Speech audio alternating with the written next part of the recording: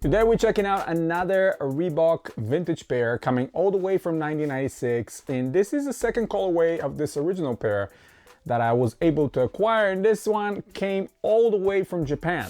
Hey guys, welcome back to our Kicks Business channel, and today we're looking at the Reebok's Insta Pump Fury 2, and this is the black, white, royale, and cherry colorway. This was part of the original released colorways, and Reebok had 3 or 4 different colorways. You guys already seen one of the other ones I have in my collection in video a couple months ago, but I was just recently able to track this one in exactly my size. Of course, I'm looking for always vintage pairs in my size that I can wear, even if it's not outside, at least around the house, and feel like I was 30 years ago.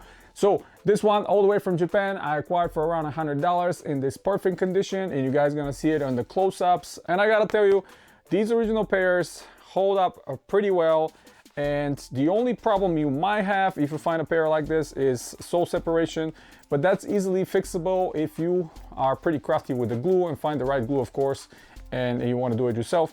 Personally, on this one, I don't see any sole separation, and I'm super happy that I have no problems with that. All the pump systems is working on both left and right, and you can hear the inflation and the deflation. And one of my favorite things about the Insta Pump Fury 2 was how much more padding they added on this second version. Obviously, the first Insta Pump Fury for me is the all-time favorite, and it will always remain my favorite because it's the most pivotal shoe in the history of any company. And even today, 30 years later, the original Insta Pump Fury designed by Stephen F. Smith is the most futuristic looking and the most amazing looking, in my opinion, sneaker. Now with the 2, that design was not done by him, but featured a lot of new things that Reebok introduced, including the Ultra Hexalite. Now instead of regular Hexalite, we have visible Ultra Hexalite on both lateral and heel side, and Ultra Hexalite right here underneath the heel. Obviously, we have the graphite, the cavitated graphite, which was awesome.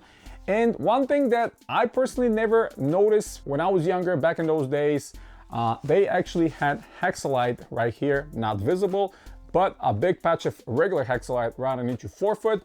And if you look in the outsole, it says Hexalite, but in my mind back in the day, I thought, oh, well, maybe they actually put the branding for Hexalite right here because there's not enough space in the heel.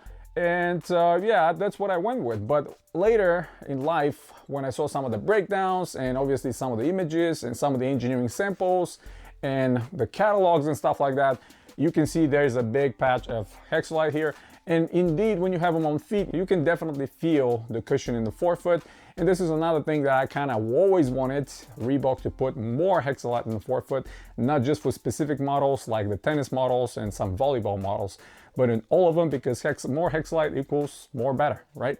But yeah, this colorway is excellent. I absolutely love the combination of the black, royale, and white. Of course, that cherry on the Reebok vectors, and of course on the heel. We have it on the outsole as well, just in the front. And yeah, overall, great comfort. This shoe is amazing. The thong, or proverbial thong, because it's on one piece, it's extremely puffy. The heel cup is extremely well padded and is overall amazing. I mean, this is the message with these shoes.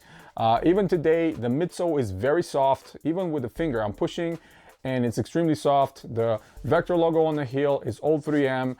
This was one of the things they made for the shoe. Actual vector logo was 3M because, of course, these were performance running shoes, just like the original Insta Pump Fury.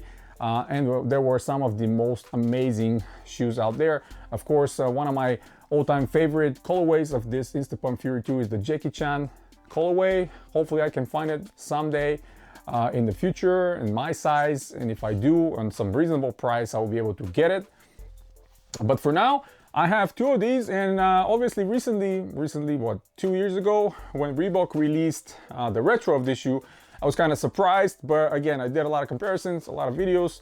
Obviously the OG is better, but regardless, I was able to get some of the retros as well, and they're also not bad at all, despite the fact that the Hexalite is not real Hexalite.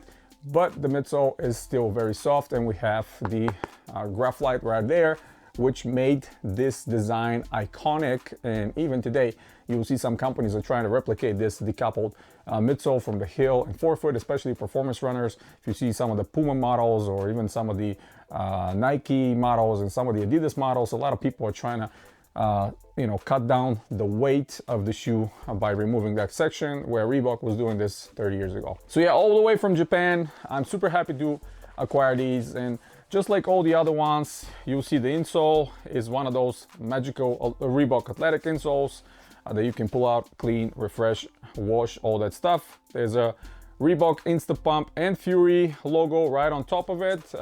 And this is what they did for the retro as well. But on the lateral side, on both these, you'll see how the pump, the blue or the Real pump bladder kind of bled the color over to the midsole, which makes them look very interesting. I'm not even mad that that happened, because that shows their age. Some more 3M right on the toe box. And overall, another very, very iconic shoe. I absolutely love them on feet. They're still extremely comfortable, just like they were the day where they were released.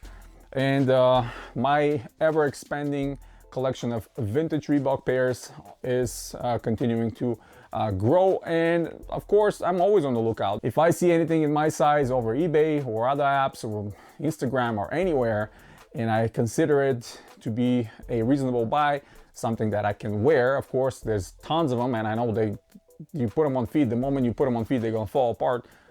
This one is not one of them. This one actually is wearable even today. So yeah, that's pretty much it, guys. Hit the thumbs up if you like the video. Stay tuned to the channel. Subscribe if you're new. Check out some of the other videos coming very, very soon. And as always, guys, you have a wonderful day.